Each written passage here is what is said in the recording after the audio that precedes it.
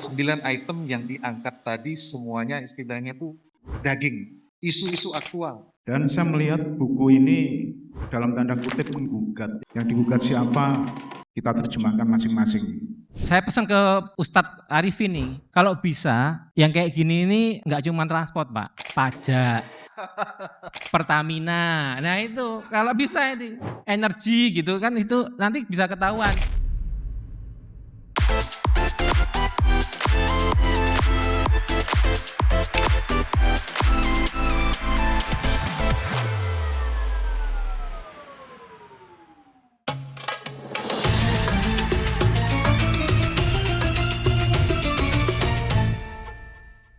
Assalamualaikum warahmatullahi wabarakatuh.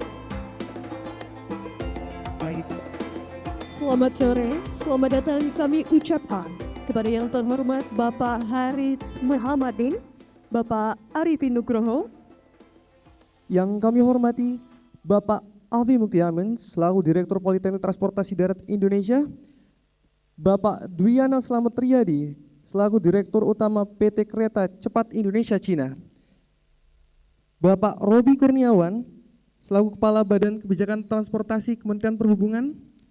Yang kami hormati Bapak Subagio selaku Kepala Badan Pengembangan Sumber Daya Manusia Perhubungan, Bapak Eri Haryadi selaku Ketua Umum Dewan Pengurus Nasional Ikatan Nasional Konsultan Indonesia, Bapak Tori Damantoro selaku Ketua Umum Masyarakat Transportasi Indonesia, Bapak Soeharto selaku Staf Ahli Bidang Teknologi dan Energi Perhubungan, Kementerian Perhubungan. terus juga kami sapa selamat datang kepada Bapak M. Rizal Wasal selaku Direktur Jenderal Perkeretaapian atau yang mewakili, Bapak Ahmad Yani selaku PLT Direktur Jenderal Perhubungan Kementerian Perhubungan Darat atau yang mewakili, Bapak Hananto Prakoso selaku Kepala Pusat Pengembangan Sumber Daya Manusia Perhubungan Darat, Bapak Kapten Wisnu Handoko selaku Sekretaris Badan Pengembangan Sumber Daya Manusia Perhubungan, Bapak Taufik Muhammad selaku Kepala Dinas Perhubungan Kota Surakarta, dan Bapak Ahmad Wildan selaku Senior Investigator KNKT atau mewakili, dan seluruh para tamu undangan dan hadirin yang telah hadir di ruangan ini.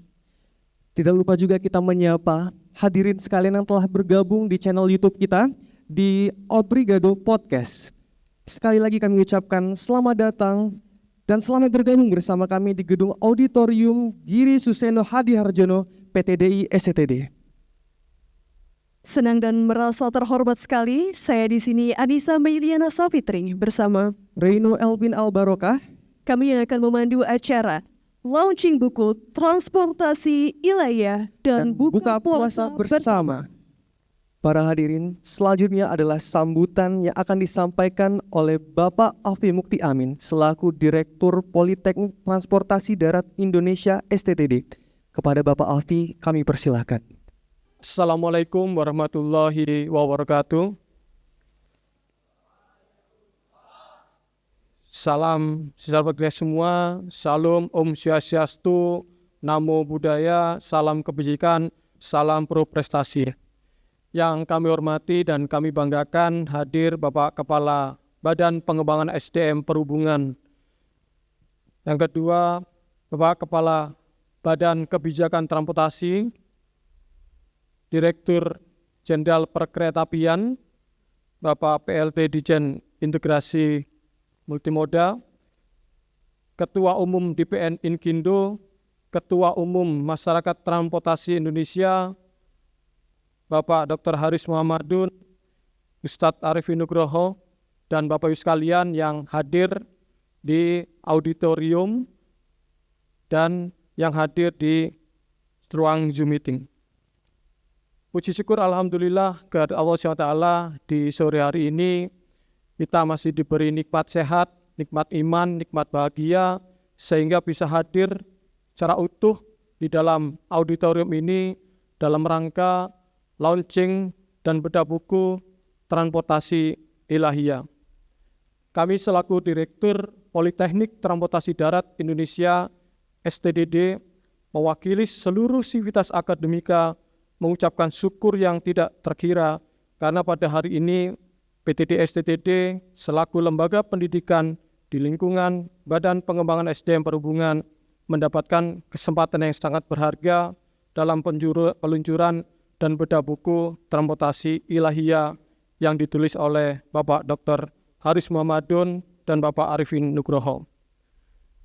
Kami sangat berbangga karena Bapak Haris merupakan alumni dari Sekolah Tinggi Transportasi Darat, di mana dalam sejarah ini perdana alumni melaunching hasil penulisan yang berdasarkan pengalaman praktisi dan teori-teori yang didapat dikonversikan, diversuskan dengan pengalaman yang dari sisi lain. Dalam tantangan menghadapi permasalahan transportasi yang semakin hari semakin kompleks, kehadiran buku transportasi IL ini seperti oase yang menyegarkan di tengah gurun. Buku ini memiliki tajuk teori, fakta, pendekatan, dan solusi.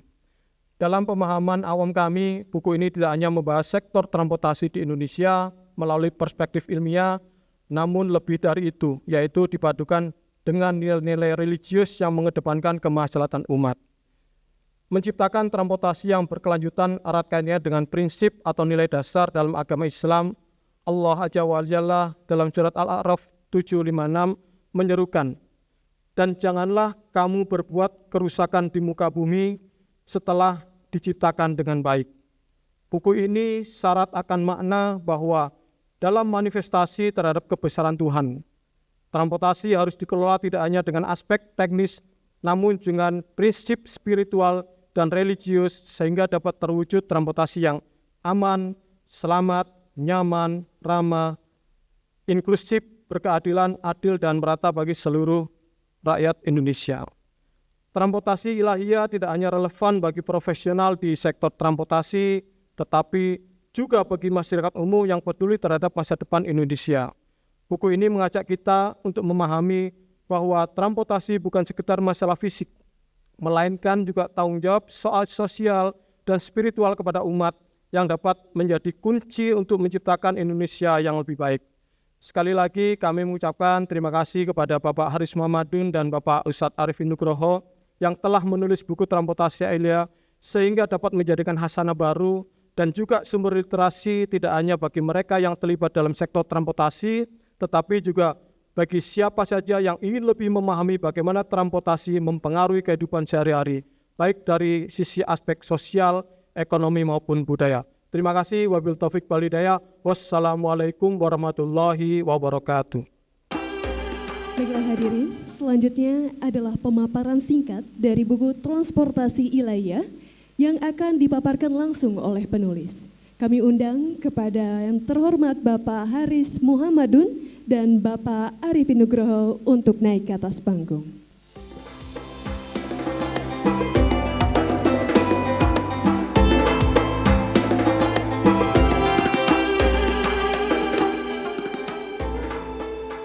Bismillahirrahmanirrahim. Assalamualaikum warahmatullahi wabarakatuh.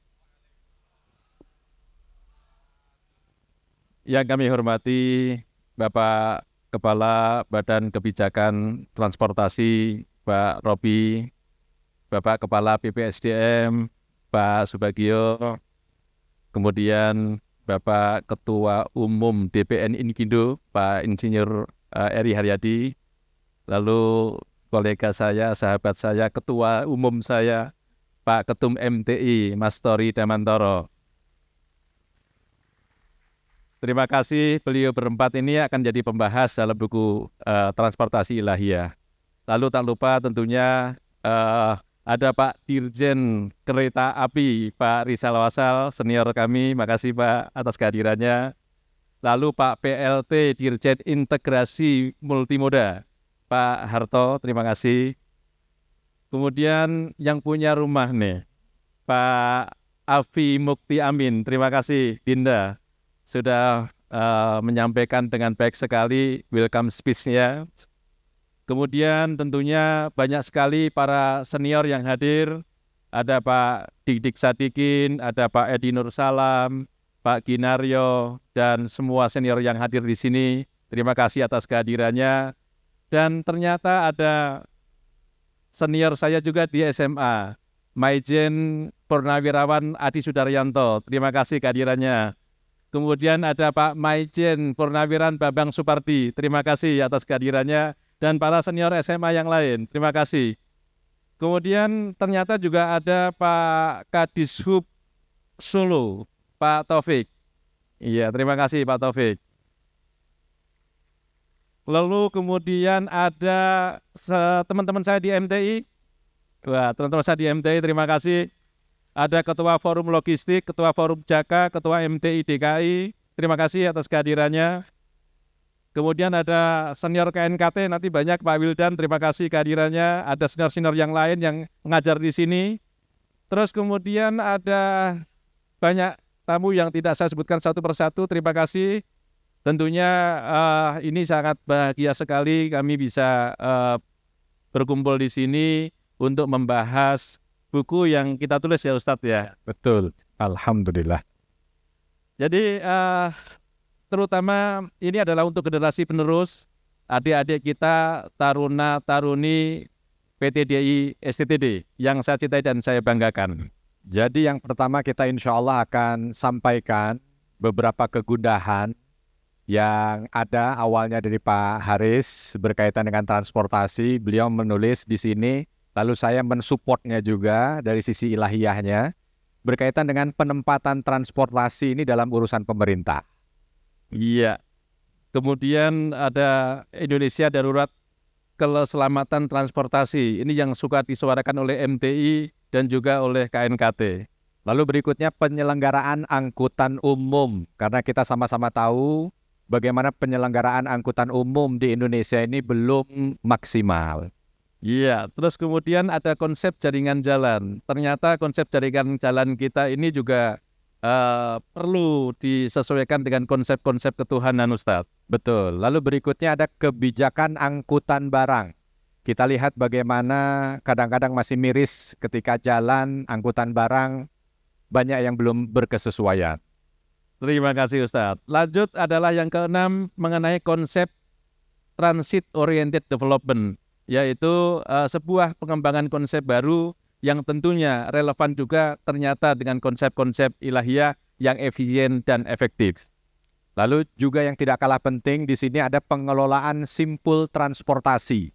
Mungkin ketika melihat ini bagaimana hubungannya dengan ilahiyah, maka buku ini layak untuk dibaca. Selanjutnya ini adalah yang ke-8, transportasi laut itu banyak sekali dikulpasi dalam Al-Quran dan kita coba transportasi laut Qur'ani. Bagaimana transportasi laut ini juga dengan konsep-konsep berketuhanan sehingga bisa menopang distribusi logistik kita dengan efisien dan efektif. Dan yang terakhir yang ke-9, kita ambil yang witir, yaitu transportasi udara langitan. Ya, langitan ini untuk mengingatkan kita bagaimana Al-Quran berbicara tentang transportasi udara. Baik, terima kasih. Kemudian kita coba kenapa sih buku ini ditulis dengan 4 hal, yaitu kita kupas mengenai teorinya, kemudian fakta, pendekatan, lalu solusi. Jadi ini memang di kampus ini dulu saya masuk tahun 91 bersama-sama dengan para senior, kemudian para dosen. Saat itu masih ada dosen UCL, University College London, ada David Armstrong, ada Paul Disney. Lecture-nya mengatakan bahwa transport is a derived demand. Transport itu adalah kebutuhan turunan. Transport lahir karena ada kebutuhan-kebutuhan lain. Tapi kita salah memaknai ini sehingga transport kita ini dimasukkan dalam urusan pemerintahan yang wajib memang, tapi tidak berkaitan dengan pelayanan dasar. Nah, kenapa nggak kita balik? Kenapa nggak kita balik menjadi all demand needs transportation? Nah, lalu kemudian saya coba tanya, Ustadz, apa sih hubungannya dengan konsep-konsep ilahiyahnya? Ada enggak di dalam Al-Quran yang terkait dengan itu? Iya, jadi kalau kita lihat pendekatan khusus di bab 1 ini, berkaitan dengan bagaimana penempatan transportasi dalam urusan pemerintah, ternyata Banyak sekali beberapa ayat di dalam Al-Quran, ini yang tertulis sebahagiannya, menceritakan tentang perjalanan hidup manusia. Mulai dari alam roh, alam rahim, alam dunia, alam barzah, lalu ke akhirat. Dan itu dibicarakan dengan detil. Oleh sebab itu, ayat-ayat ini kalau di dalam Al-Quran ada hal-hal yang sifatnya itu dibicarakan dengan detil, maka dia memiliki porsi yang seharusnya kita sebagai manusia memberikan porsi yang lebih. Jadi kalau kita ikro, maka tentunya harus kita balik. Semua kebutuhan, semua permintaan itu butuh transportasi. Dan transportasi layak kita tempatkan menjadi urusan wajib pelayanan dasar. Tepuk tangan untuk kita semua.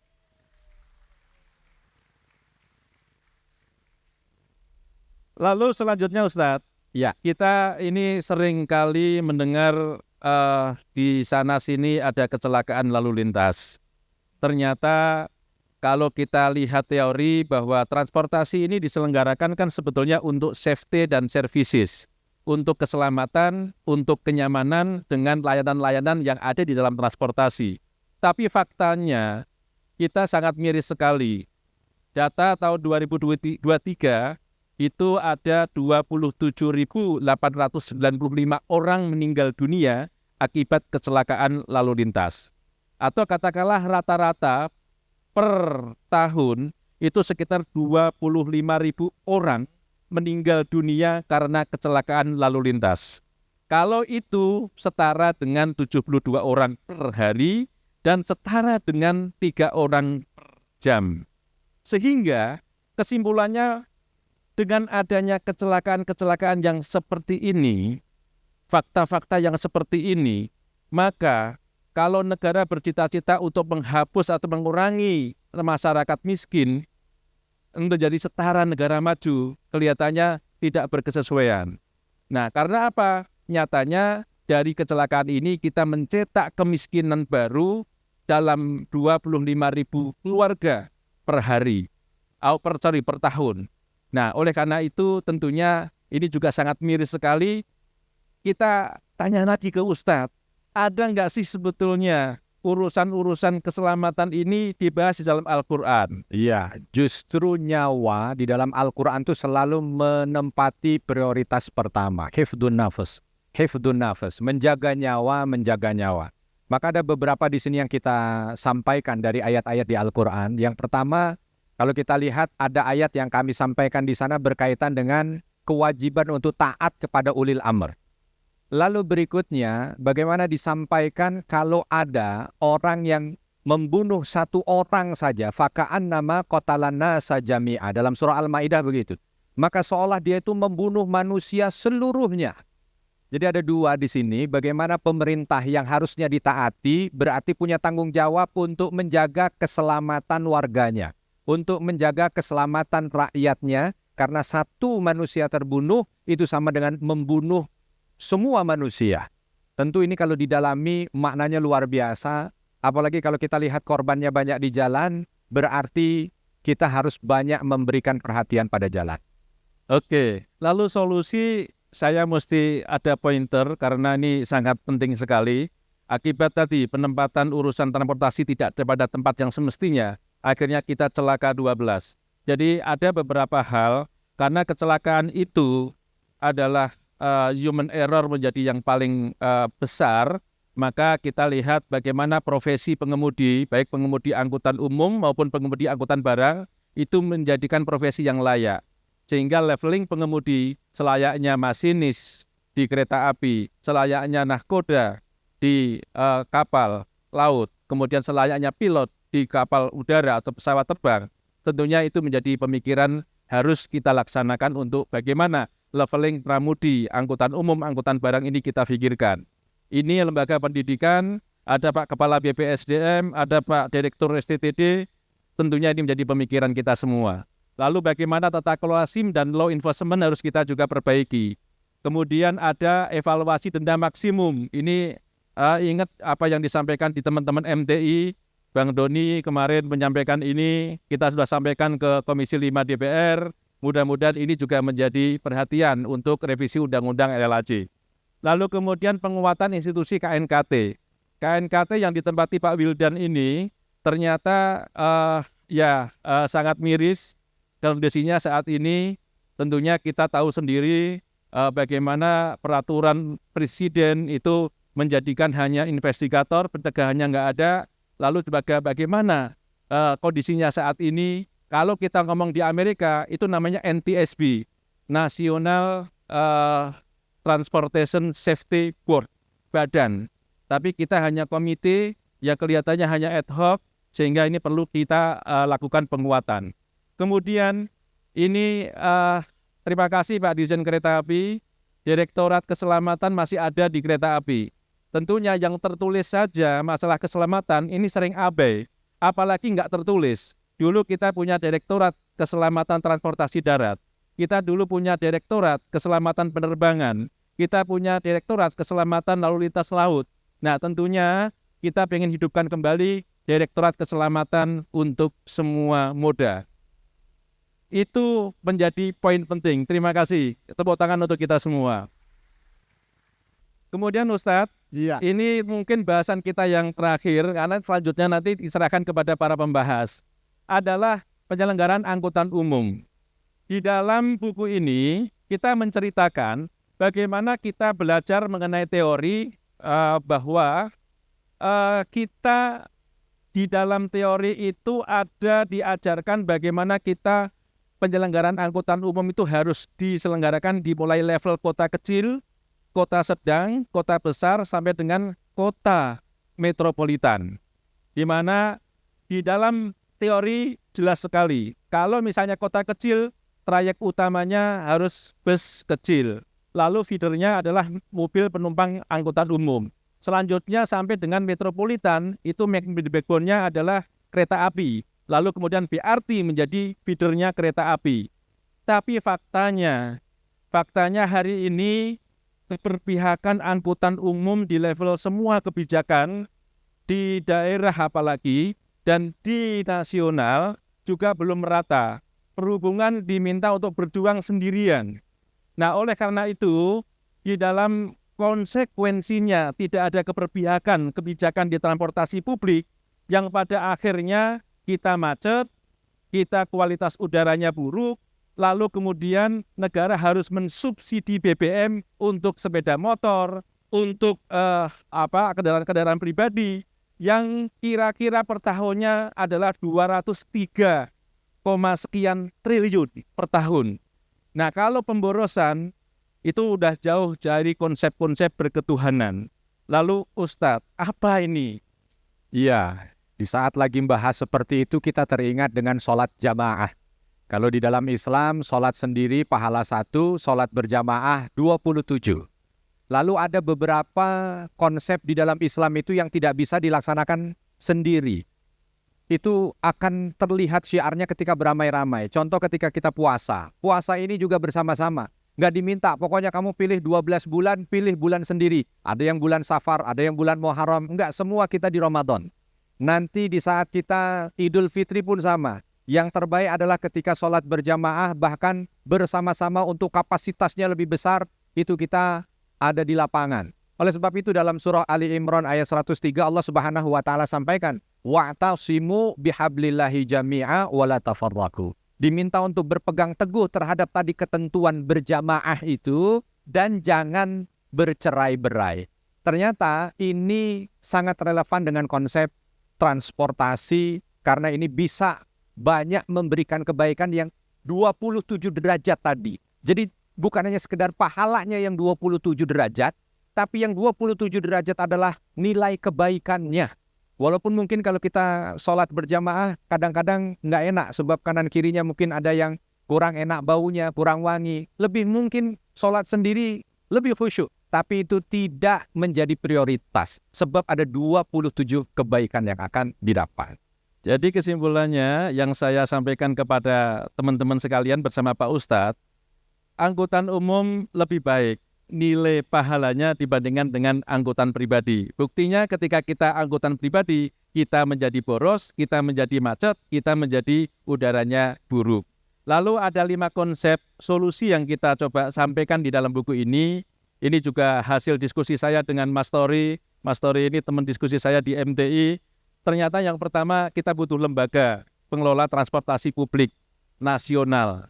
Nah, ini tentunya kita butuh lembaga ini. Lalu kemudian tarif terintegrasi kita juga mesti sampaikan di sini. DKI sudah memulai itu, tapi tidak bisa selesai sendiri dengan DKI dengan konsep transportasi atau integrasi tarif MRT, LRT, dan TJ, tapi juga harus KRL, kemudian yang lain-lain termasuk seluruh moda transportasi.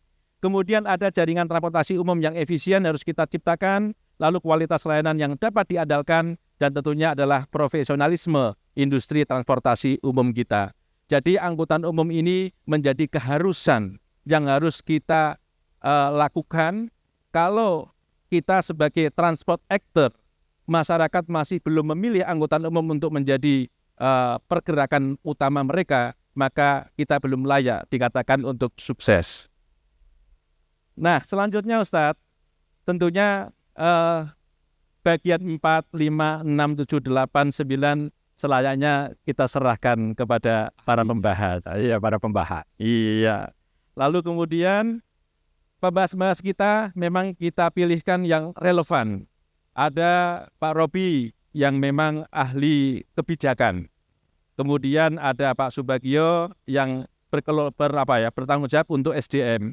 Lalu Pak Eri yang konsultan menjadi partner pemerintah untuk melakukan jasa konsultansi. Dan tentunya sebagai endingnya masyarakat transportasi Indonesia. Kelihatannya cukup Ustadz?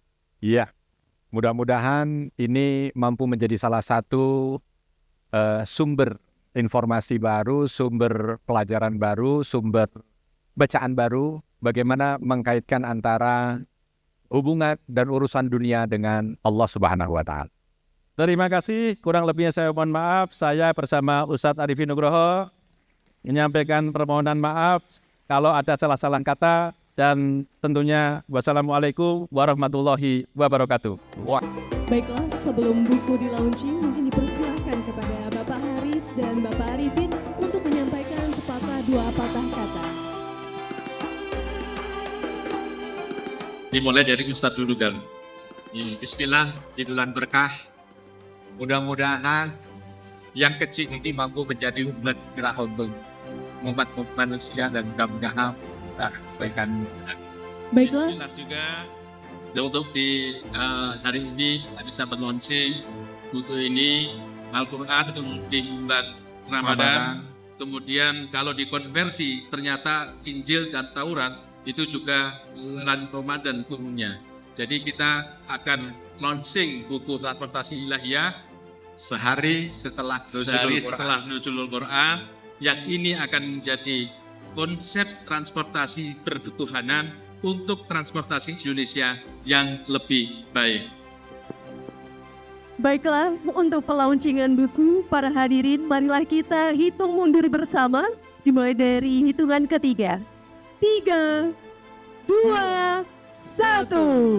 Beri tepuk tangan yang meriah.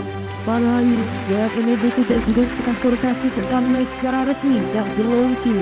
Kami ucapkan selamat kepada Bapak Haris dan Bapak Arifin serta semua orang undang di dalam pembuatan buku tersebut. Baiklah hadirin, inilah dia prosesi penyerahan buku transportasi wilayah diberikan langsung oleh penulis bukunya Bapak Haris Muhammadi kepada Direktur PTD STD Bapak Afi Muktian. Dan kali ini akan langsung diserahkan oleh penulis dari buku tersebut Bapak Arifin Nugroho. Kami sangat semangat, apalagi belum membaca Pak Aris ya. Baru diceritain saja sudah tahu konsepnya, dan ini sangat luar biasa. Kami berharap para pembaca, para pengambil kebijakan, stakeholder terkait bisa memiliki buku ini dan bisa menjadikan teori, fakta, pendapat, pendekatan, dan solusi ini menjadi satu hal yang bisa dijadikan referensi dalam pengambilan putusan atau kebijakan. Terima kasih. Terima kasih Bapak Afi Mukti Amin. Baiklah hadirin, sesaat lagi kita akan memasuki sesi bedah buku yang akan dimoderatori oleh Bapak Topan Nixon. Kepada Bapak Topan Nixon kami persilahkan.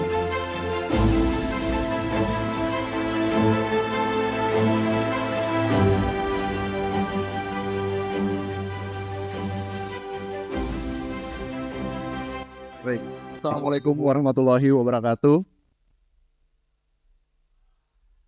Alhamdulillahirabbil alamin wassalatu wassalamu ala asrofil anbiya'i wa mursalin wa ala alihi washabbihi ajmain amma ba'd. Puji dan syukur kita panjatkan kehadirat Allah Subhanahu wa taala, Tuhan yang Maha Esa yang memberikan banyak berkah terutama di bulan Ramadan ini sehingga kita bisa berkumpul di tempat ini menjadi saksi sesuatu yang sangat mulia, kehadiran sebuah buku transportasi ilahiyah.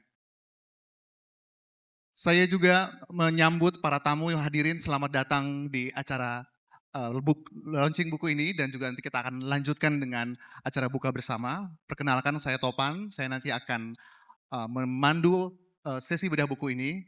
Kami bersama Pak Haris dan juga Pak Arifin dari Madarif Institute Bapak ya. Kami dari Obrigado, sebuah channel podcast di YouTube, dan kami beberapa minggu lalu sudah menghadirkan Pak Haris sebagai pembicara di sana, kemudian tiba-tiba ada ide dari Pak Haris, saya mau launching buku, ayo kita bareng-bareng. Itu hanya terhitung dalam waktu 2 minggu kami mempersiapkan ini. Cepat banget ya. Saya terima kasih kepada Pak Afi, terima kasih sebagai tuan rumah dan sangat suportif banget dukungannya.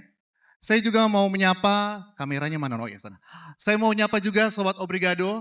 Sekarang kita berjumpa lagi di episode terbaru dan sekarang lumayan agak berbeda format karena kita sekarang ada di acara live bersama dengan Pak Haris dan juga Pak Ustadz Arifin ya dalam acara launching transportasi ilahiyah. Baik, sudah hadir bersama kita, mungkin ini sudah sering kita sudah seminggu ini sebarkan di sosial media, sudah hadir bersama kita para pembahas yang tentunya para pembahas ini mewakili perspektif masing-masing, mewakili ranah masing-masing yang nantinya akan memberi lebih banyak warna dari buku ini. Jadi mungkin kalau cuma satu orang yang bahas mungkin kurang afdol, makanya nanti kita lihat ini dari berbagai sisi.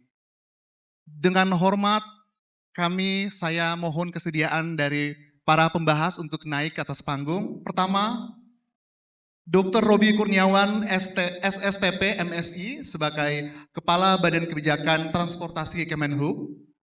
Kemudian Bapak Insinyur Subagio MT, Kepala Badan Pengembangan Sumber Daya Manusia Perhubungan.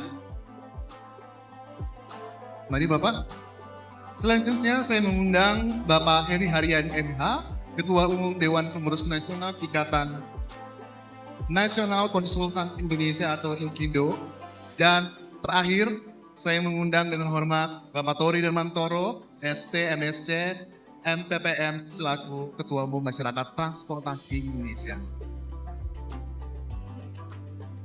Bapak-bapak para pembahas, terima kasih untuk sudah meluangkan waktunya. Terima kasih, selamat datang di launching buku ini. Baik, kalau saya melihat atau membaca buku ini sendiri, buku ini membenarkan salah satu gagasan utamanya adalah bahwa transportasi harus dilihat sebagai bagian dari kesejahteraan sosial ekonomi berdasarkan atau berlandaskan prinsip ketuhanan. Sebagai pembicara pertama saya dengan Pak Robi, Bapak ini sebagai Kepala Badan Kebijakan Transportasi Kemenhub, kiranya kalau saya melihat buku ini membawa hasanah baru atau mungkin hasanah yang lama dimunculkan kembali dan diperkaya sehingga nanti mungkin akan banyak mempengaruhi atau bagaimana kepada kebijakan transportasi di Indonesia. Baik, mungkin tanpa berlama-lama lagi saya kasih waktu kepada Pak Robi untuk membahas nih dari sudut pandang Bapak. Selamat Bapak, silakan. Bismillahirrahmanirrahim. Assalamualaikum warahmatullahi wabarakatuh. Selamat sore, salam sejahtera untuk kita semua, Om Swastiastu, Namo Buddhaya. Jadi yang saya hormati di sini penulis buku ya, Pak Dr. Haris Muhammaduddin dan Pak Arifin Nugroho. Sungguh merupakan satu kebahagiaan dan kebanggaan bagi kita semua bahwa saya dengar tadi Pak Haris adalah alumni STTJ ya. Ketua Ikatan Alumni STTJ bahkan. Tepuk tangan dulu buat beliau. Ya. Jadi yang saya hormati di sini hadir bersama kita, ini semuanya adalah insan transportasi. Ada Pak Dirjen Kereta Api, Dirjen Integrasi dan Multimoda, ada pengamat perkotaan, nah, ini Pak Yayat, siapa yang nggak kenal. Kemudian senior-senior di sini teman-teman dari MTI, dari Kementerian Perhubungan, alumni STTD, dan yang kita banggakan bersama Taruna dan Taruni STTD di lingkungan Kementerian Perhubungan. Dan tidak lupa ini ada pembahas yang lain, paling ujung itu ketuanya Pak Haris ya, dari individu dan Bapak Ibu sekalian, saya akan memandang penulisan buku ini merupakan suatu yang, kalau saya bilang kan suatu yang unik sebenarnya. Ya mungkin tidak banyak yang terjadi, tetapi ini merupakan suatu sebenarnya mandatori. Bahwa semua aktivitas manusia, hakikat diciptakan manusia itu tentunya kalau kita orang muslim harus berlandaskan Quran dan hadis. Ini merupakan suatu yang sangat luar biasa kalau menurut kami. Apalagi kalau kita tadi melihat ya kalau dari perspektif kami dari kebijakan transportasi, 9 item yang diangkat tadi semuanya istilahnya itu daging. Isu-isu aktual yang saat ini sedang menjadi suatu concern pemerintah dalam hal ini Kementerian Perhubungan. Bapak Ibu sekalian, tidak bisa dipungkiri bahwa saat ini transportasi itu sudah menjadi urat nadi kebutuhan manusia. Kemanapun kita, dalam aktivitas sehari-hari, pasti terjadi perpindahan. Tinggal mulai dari rumah sampai kita kembali lagi ke rumah minimal. Kemudian dinamika dengan kemajuan teknologi, kemajuan peradaban, terjadilah kebutuhan sarana, prasarana, infrastruktur yang tentunya semakin tahun semakin maju. Nah, Bapak Ibu sekalian, kalau kita melihat tadi 9 item yang disampaikan oleh penulis dan dihubungkan dengan fondasional keagamaan berdasarkan Al-Quran. Jadi kalau kita melihat, Bapak Ibu sekalian,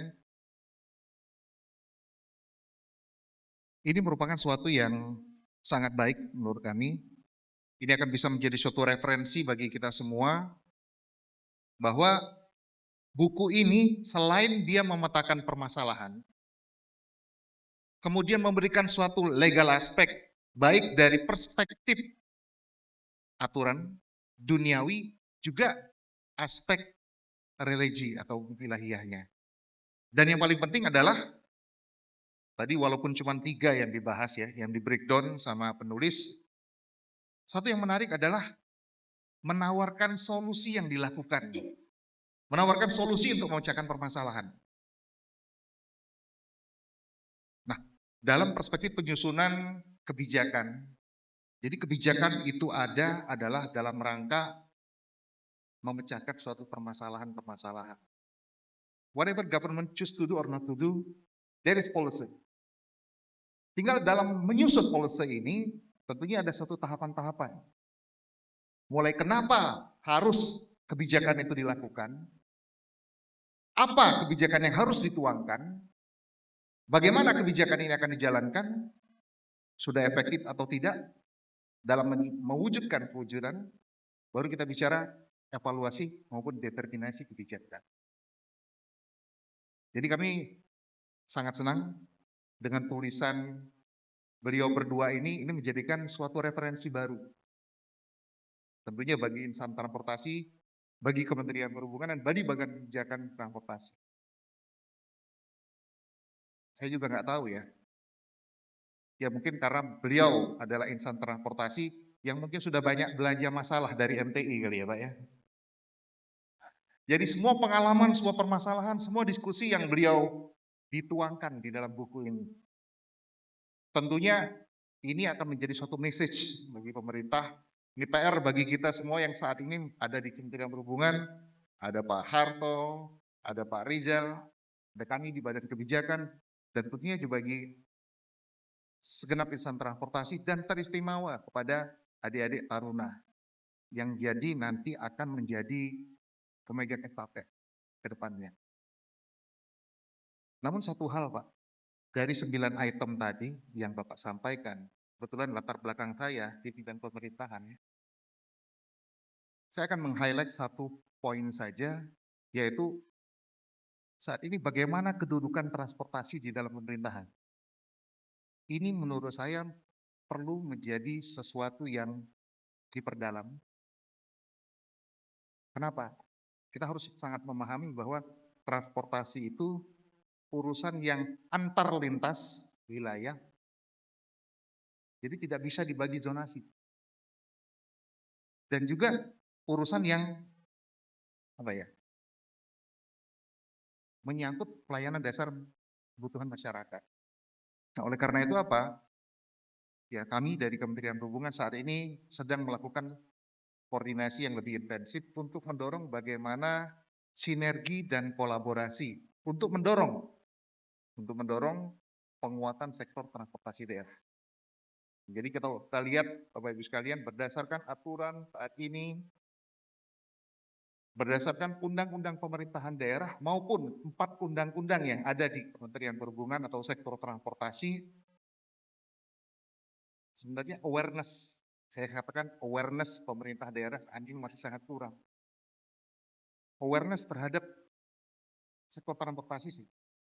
Dari 514 kabupaten kota dan 38 provinsi, ini bisa dicerminkan ke dalam satu hal. Proporsi alokasi anggaran untuk sektor transportasi. Saat ini tidak banyak yang di atas 10%. Rata-rata tuh di bawah 5% bawah. Artinya apa? Sektor transportasi belum menjadi prioritas di daerah. Nah, bagaimana mengubah kita semua? Padahal orang semua tahu transportasi urat nadi perekonomian katanya. Kalau transportasi terganggu menyebabkan inflasi dan lain sebagainya. Kemudian transportasi tidak ada, akan terjadi keterisolasian wilayah. Jadi pada prinsipnya kita semua sudah memahami bahwa transportasi ini sangat strategis untuk kita semua. Nah, oleh karena itu, ini menjadi PR. Kami udah bisik-bisik sama Pak Aris, yang mungkin nanti ke depan kita akan dalami bersama, kita akan tuangkan. Supaya nanti ke depan ini bisa menjadi referensi kita bersama, bisa memberikan masukan bagi pemerintah saat ini, dan juga bisa memberikan pengetahuan akademis yang lebih baik bagi teman-teman taruna dan taruni sekalian. The last but not least, dapat kami sampaikan, congratulations, selamat, terima kasih atas suatu persembahan karya yang luar biasa menurut kami, yang tidak banyak, dan ini menggugah ya, bahwa saya bukan, hidup ini katanya sementara ya Pak. Ya. Jadi kalau kita beraktivitas menghubungkan dengan keagamaan, mudah-mudahan katanya semua amal perbuatan kita itu tergantung pada niatnya. Jadi kalau kita mendedikasikan sesuatu, berbuat sesuatu, ya mudah-mudahan kalau niatnya baik, kita akan bernilai ibadah. Dan sebaik-baik manusia adalah manusia yang bisa memberikan manfaat sebesar-besarnya bagi alam semesta dan bagi masyarakat. Dan yang jelas satu hal, Pak Aris dan Pak Arifin ini sudah bersedekah ilmu, membagikan pengetahuan bagi kita semua. Mudah-mudahan ilmu ini akan bermanfaat bagi kita semua.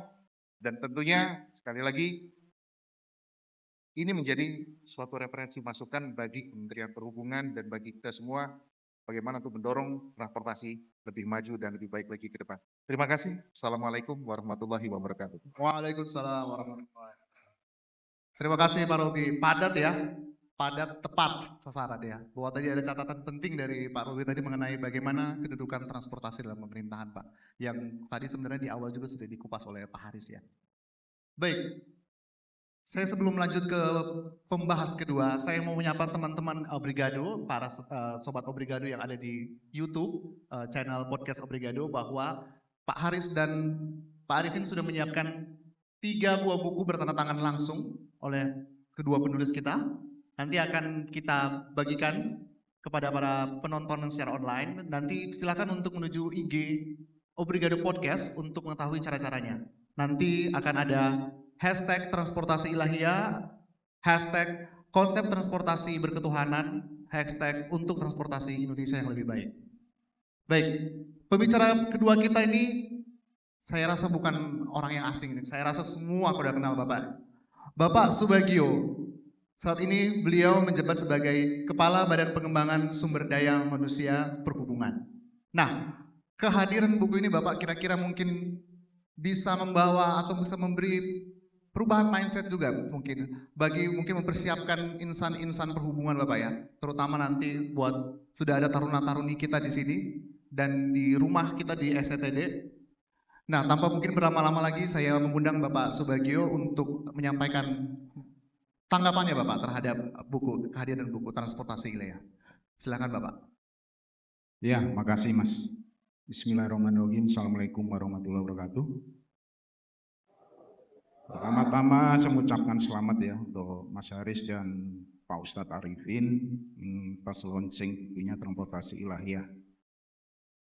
Saya Kepala BPSDM tapi saya lama di Biro Perencanaan Pak. Jadi mulai perencanaan makro sampai pemrograman ya. Saya sedikit membawa data dan saya melihat buku ini dalam tanda kutip menggugat ya. Yang digugat siapa? Kita terjemahkan masing-masing. Jadi kalau tadi Pak Kepala BKT serius banget, saya agak bion-bion dikit lah biar karena ngabuburit nih biar santai. Pak Ustadz, kami punya himne yang liriknya sebenarnya menjiwai dari buku ini Pak. Jadi takwa kepadamu, oh Tuhan yang Maha Esa, sejak manusia terpencar di pulau, gunung, dan lembah, rindu jasa perhubungan darat, laut, dan udara. Nah ini sangat secara filosofi sangat ini ya, makanya cocok nih buku. Saya akan menunjukkan data ya, jadi saya tuh orangnya suka ngumpulin data, informasi. Next. Tadi dibicarakan bahwa transportasi itu tulang punggung perekonomian. Tahun 2023 pertumbuhan ekonomi negara kita 5,05%. Berapa persen transportasi memberikan support kontribusinya? Itu adalah 5,89%. Dan ini nomor 6 dari berapa sektor yang ada. Dan ini saya kira adalah yang direct ya, direct memberikan kontribusi. Kalau kita lebih kupas lebih lanjut lagi terkait multiplier effect dari aktivitas transport. Semua aktivitas, kalau kita ambil sektor di urutan pertama misalnya pertambangan. Pertambangan pasti butuh transport. Mulai dari dia kilang produksinya sampai ekspor, sampai ke konsumen. Apakah itu sudah diperhitungkan dalam kontribusi? Mungkin belum, mungkin ya. Jadi ini angka yang tadi disampaikan oleh Pak Kepala Badan Kebijakan Transport sebagai dukungan terhadap sangat menjadi kontribusinya terhadap perekonomian suatu negara itu cukup besar ya. Lanjut. Ya, ini ada data yang ngitung saya nggak tahu ya. Kegiatan ekonomi akibat kemacetan. Jakarta rugi 60 triliun per tahun. Jadi di situ ada peluang yang hilang, kerusakan infrastruktur, kecelakaan ya, kebusukan di jalan, ada komoditas yang terlambat ini. Dihitung secara total cost dari ilmu ekonomi ya. Karena saya bukan orang ekonom, background saya teknik perkapalan, jadi ya jadi tukang kapal. Jabodetabek 100 triliun per tahun. Bandung, Semarang, Surabaya, Makassar 12 triliun per tahun. Jadi apa yang disampaikan oleh teori awal dari buku ini terbukti ya. Kita bisa buktikan dengan angka. Dan bila kita lakukan intervensi, treatment, misalnya tadi ada TOD, ya. Kita ada program by the service atau bus kawan kita 10 kota. Ternyata datanya bisa adanya penghematan biaya 30-70%. Jadi kalau transportasi, karena manusia diciptakan oleh Allah itu sebagai khalifatil ard, jadi penguasa bumi yang ditugasi oleh Allah mengelola, menjaga dan menjalankan perintahnya.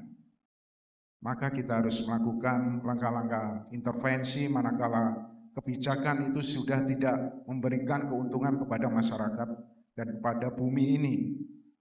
Ini adalah salah satu bentuk yang telah diintervensi oleh pemerintah ya. Lanjut.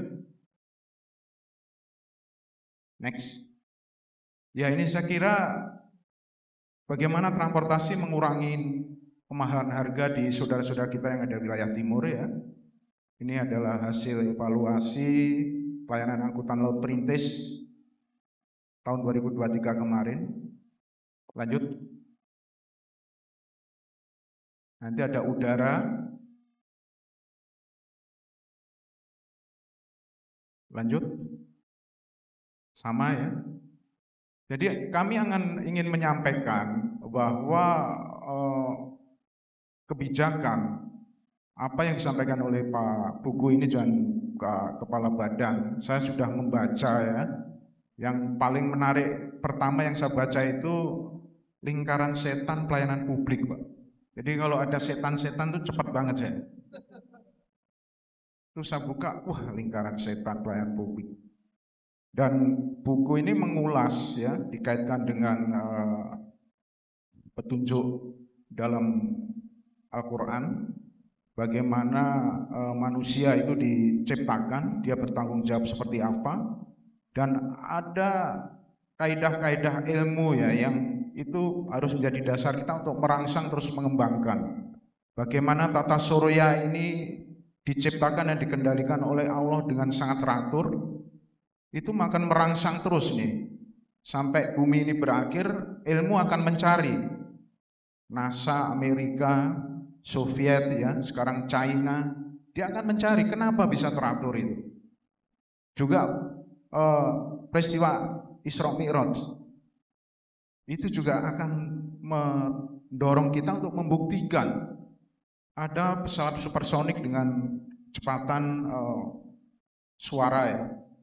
Dan nanti pasti ada teknologi-teknologi. Saya seorang sarjana teknik perkapalan, kalau Bapak ke daerah Makassar ya, ke Bugis, mereka kalau bikin kapal nggak perlu desain secara ini Pak, sehingga autodidak. Dan kalau kita bertanya, mereka menjawab, di Al-Quran sudah jelas Pak, peristiwa Nabi Nuh, bahwa kapal itu bisa menyelamatkan umatnya dari bencana yang cukup besar. Bagaimana stabilitas kapal itu dibuat, itu terus ilmu itu berkembang di teknik perkapalan. Sampai sekarang ada namanya software AutoShip, AutoCAD. Jadi kalau kita bikin kapal tinggal masukin main dimension yang kita butuhkan, kecepatan yang kita butuhkan, keluar Pak desainnya Pak. Ini saya alhamdulillah ya, tadi pagi saya dapat info dari ITS bahwa tim ITS menjuarai juara dunia Pak untuk desain robotik untuk desain kapal dari sisi keselamatan dan mengalahkan universitas terbaik di dunia yaitu MIT. Ini mudah-mudahan nih pemerintah ya, karena saya juga pemerintah, menaruh perhatian terhadap hal-hal seperti ini. Lanjut. Ya, tadi bicara inflasi Pak. Ini kita membuktikan bahwa intervensi kebijakan transport itu akan sangat berpengaruh terhadap perekonomian dan indikasi inflasi. Data ini saya peroleh pada saat Pak Menteri kami audiensi dengan Ketua Tim Pengendali Inflasi Pak Menteri Dalam Negeri beberapa waktu yang lalu. Inflasi turun cukup gratis ya, dari kalau kita dari tahun ke tahun itu 5,95 turun ke 1,57 di 2022 ke 2024 ya. Pada saat pemerintah memberikan kebijakan penurunan tarif pesawat akhir tahun kemarin Nataru sebesar 10% Pak. Dan Menteri Dalam Negeri apresiasi dan terima kasih. Apalagi kalau penurunan itu seterusnya, karena kemarin per periode angkutan Nataru ya, dan di angkutan Lebaran ini rencana turun sampai 14%. Dan kita lihat menurut Pak Tito, baru kali ini sumbangan inflasi sektor transport itu kecil Bang. Ya, ini udah minus malah minus 4 ya. Lanjut. Kalau tadi Desember, ini Januarinya. Jadi ini bukti bahwa sektor transport tadi saya setuju ya, semua kegiatan itu pasti membutuhkan transportasi. Lanjut. Ya, karena sebuah buku adalah ilmu, dan ilmu itu tidak berhenti sebelum bumi ini berhenti, Pak. Dan judulnya adalah transportasi ilahiyah. Ini mungkin sedikit kritis ya, kritik. Dan ini juga ikhtiar kita ke depan. Judulnya bukan transportasi darat ilahiyah, tapi transportasi. Kami pengen mencoba ada data takdir yang ada di negara kita, Pak. Lanjut. Bapak lihat. Wilayah yurisdiksi Indonesia itu 7,8 juta kilometer persegi. 5,9 juta kilometer persegi atau 75,6% wilayahnya perairan, Pak.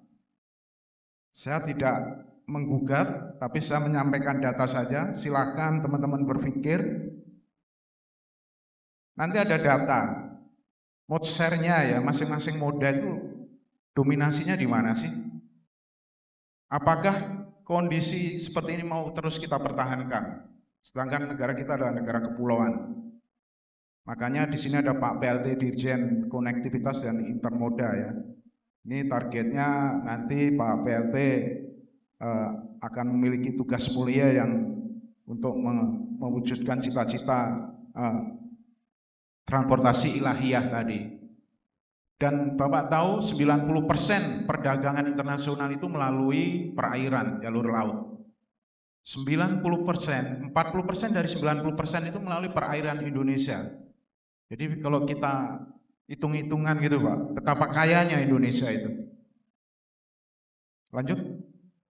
Ya, kita bicara logistik cost. Bappenas melakukan kajian 14,1% logistik cost itu terhadap besaran biaya logistik ya, biaya barang disebabkan oleh sektor transport. Dari 14,1, 7 itu adalah land transport, Pak.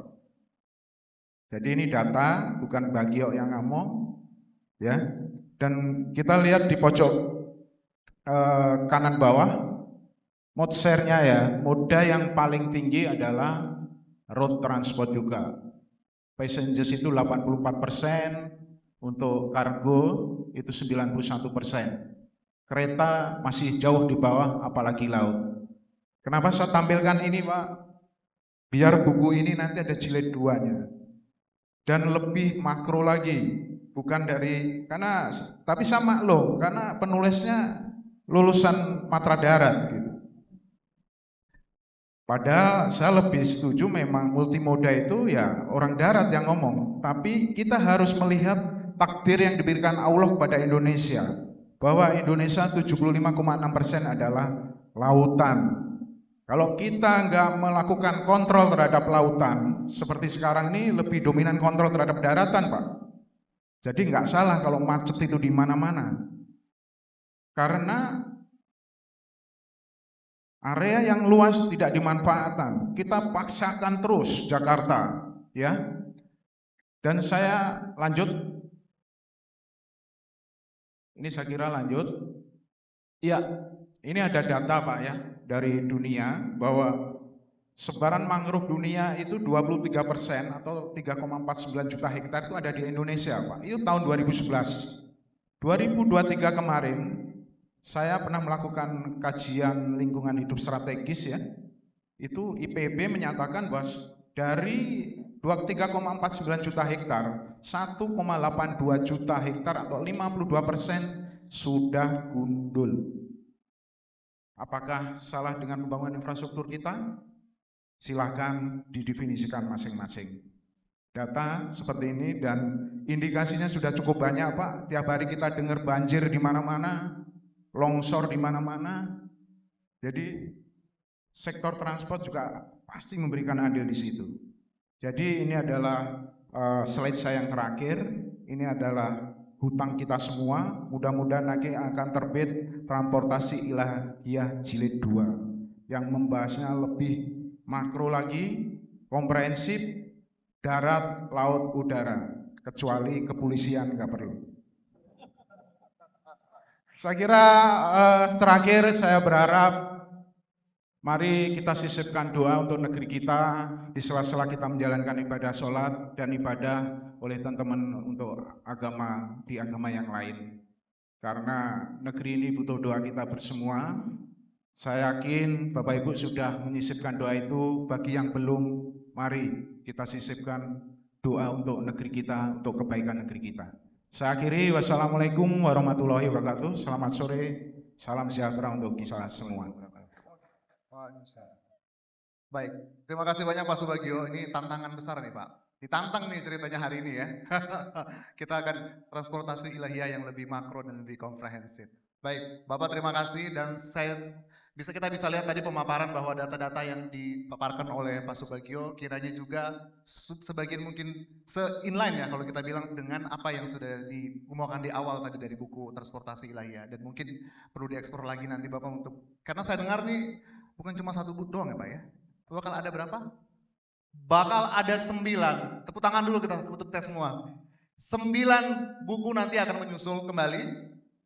Baik, sebelum kita lanjut, ini juga kita sapa teman-teman di YouTube Brigado Podcast. Sudah ada sekitar 318 penonton di sana yang setia dari awal tadi kita pukul 16.00. Baik, berikutnya kepada pembahas, saya mempersilahkan kepada Bapak Insinyur Eri Haryadi MH. Beliau adalah Ketua Umum Dewan Pengurus Nasional Ikatan Nasional Konsultan Indonesia atau kita kenal dengan INKINDO. Nah, kalau kita bicara mengenai transportasi, pasti tidak akan terlepas yang namanya dari desain dan planning. Nah, ini ranahnya Pak Eri nih sebagai konsultan ini Pak. Nah, bagaimana ini Bapak sebagai yang berkecimpung dunia planner ya Pak dan desain melihat buku ini, terutama buku ini bagaimana nantinya memberi perubahan mindset atau mempengaruhi mindset dalam merencanakan transportasi di semua matra gitu Pak ya. Baik, kami persilakan kepada Pak Eri. Baik, terima kasih Pak Moderator. Bismillahirrahmanirrahim. Assalamualaikum warahmatullahi wabarakatuh. Yang saya hormati Pak Aris dan Pak Arifin, tentunya para penanggap, Bapak-bapak yang sudah memberikan tanggapan dan yang belum. Bapak Ibu yang kami hormati, perkenalkan kami dari INKINDO, saya Eri Haryadi, Ketua Umum INKINDO. Pak Haris ini salah satu wakil ketua umum kami di Dewan Pengurus Nasional INKINDO, dan ada juga pengurus duduk di meja bundar itu ada Pak Agung, Bu Yanti, dan yang lain mungkin hadir juga anggota INKINDO. Cerita sedikit nih, ketika Pak Haris meminta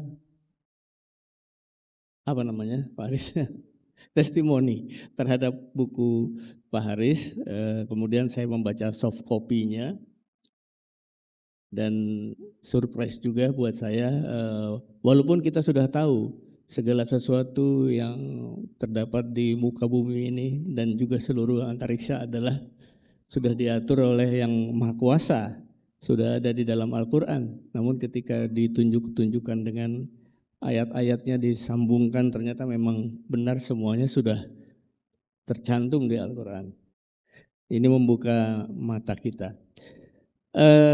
Yang saya awal pertama itu khusus transportasi, jadi saya menyitir, kemudian saya menarik ke atas Pak Haris, itu membuat kesimpulan tentang infrastruktur.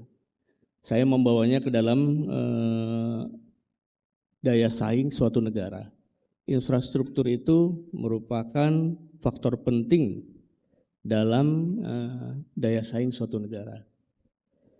World Economic Forum, yaitu sebuah institusi internasional, sudah meneliti dan menempatkan infrastruktur adalah urutan kedua dalam faktor kunci pendorong ekonomi atau key for factor driven economy, yang merupakan persyaratan dasar daya saing suatu negara.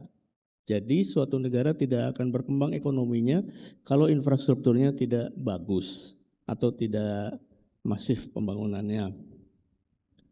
Transportasi yang bagian dari infrastruktur adalah salah satu bagian yang sangat vital, merupakan urat nadi perekonomian nasional.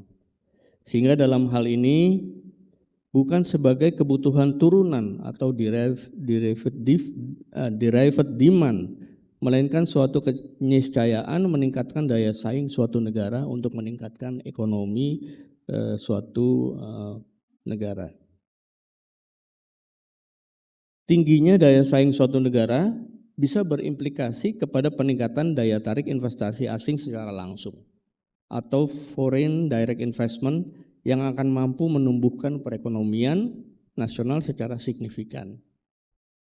Nah, jadi Bapak Ibu, saya menariknya dari sisi transportasi, kemudian membawa ke bagian infrastruktur yang sangat penting dalam meningkatkan perekonomian suatu negara.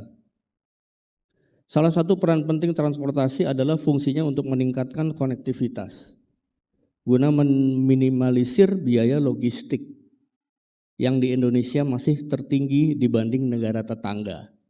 Nah, ini ada datanya juga Pak Haris. Biaya logistik yang tinggi antara lain juga berpotensi menghambat terwujudnya ketahanan dan swasembada pangan yang merupakan prioritas program dari Presiden Pak Prabowo. Jadi Bapak Ibu, buku Transportasi Ilahiyah, Teori Fakta dan Pendekatan dan Solusi yang disusun oleh Pak Haris dan Pak Arifin ini dapat membuka pikiran stereotip kita yang mereduksi transportasi sebagai kebutuhan turunan dari ekonomi, alih-alih sebagai faktor yang memungkinkan atau enabler dan pendorong driven factor. Jadi malah sangat penting sebagai pertumbuhan ekonomi regional dan nasional, atau dengan kata lain transportasi sebagai kondisio sine qua non atau sesuatu yang harus ada untuk kemajuan perekonomian suatu wilayah.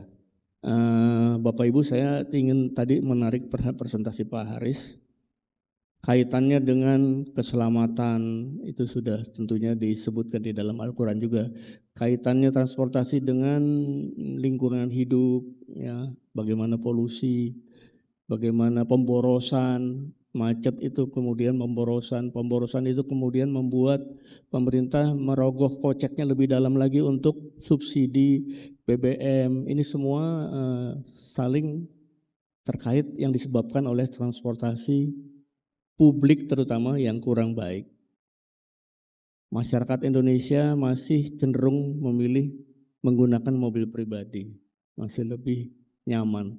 Walaupun sudah ada moda-moda transportasi yang cukup dibangun oleh pemerintah pada saat ini ya. Nah, saya ingin sedikit Pak Haris dan Bapak Ibu yang kami hormati mensitir sebuah pengalaman yang terjadi dan saya alami. Ini tentang keselamatan transportasi. Waktu beberapa bulan lalu yang Bapak Ibu mungkin ingat, ada kecelakaan beruntun di Cipularang. Ada 23 mobil atau berapa mobil, ada puluhan mobil yang terlibat di dalam kecelakaan itu. Kalau nggak salah kilometer 92 apa ya? 92 ya Pak ya? Nah, saya ada di kilometer 94. Bukan, 92 juga, cuman beberapa ratus meter di belakangnya. Sewaktu awal saya pikir saya di kilometer 94, tapi ternyata saya di 92 juga, dan tapi tidak terlibat yang di dalam medan perang itu. Itu seperti medan perang Bapak Ibu. 4 jam lebih saya tertahan di sana. Yang saya lihat sewaktu sekian jam kita tidak bisa ngapa-ngapain di mobil itu, kemudian mulailah terurai. Mulai ada mungkin ada alat berat datang, disingkirkan mobil-mobil itu. Nah, saya lewat medan perang itu, memang begitu menyeramkan. Ada mobil yang terbang ke sebelah, ada mobil yang ringsek, benar-benar ringsek. Saya melihatnya setelah terurai itu satu hal. Ternyata ada perbaikan jalan di depan situ. Ada perbaikan jalan di satu ruas kemudian ada ditutup kon yang orange itu, sehingga jalan yang bisa dilalui hanya satu ruas di tol itu. Jadi tentunya ada penyempitan. Nah, langsung saya ambil kesimpulan walaupun belum tentu benar. Ini pasti penyebabnya kecelakaan.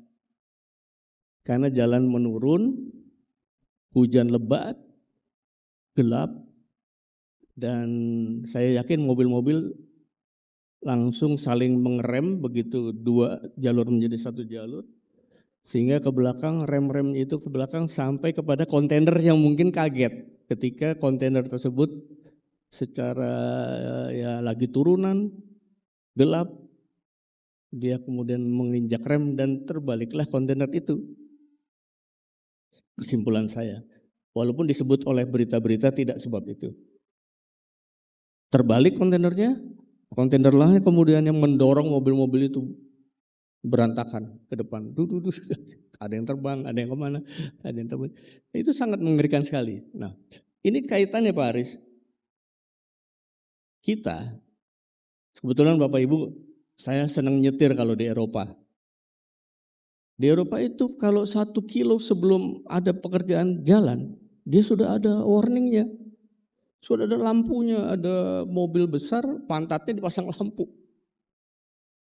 1 kilometer, warning, work ahead. Ini kan perencanaan ya, perencanaan kemudian di dalam SOP tentunya kontraktor harusnya menerapkan ini. Speed limitnya turun.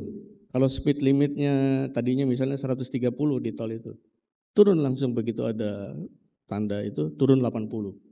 Nanti 500 meter ada lagi lampu, turun lagi speed limitnya, 50. Jadi pasti tidak akan ada kecelakaan pada saat di titik menyempit itu.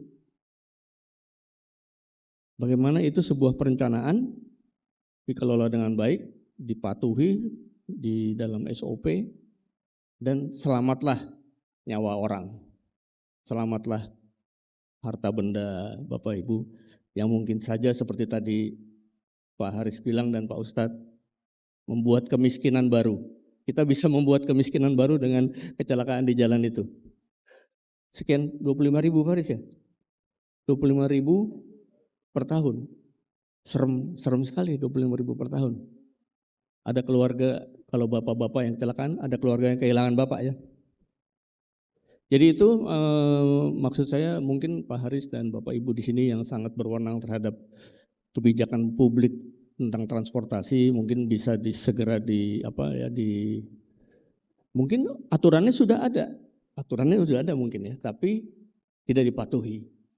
Nah, di luar sana yang jaga nggak ada, hanya mobil aja klip-klip, tapi kita udah patuh karena speed limitnya di dashboard turun juga Pak, di dashboard dengan yang di lampu itu cocok.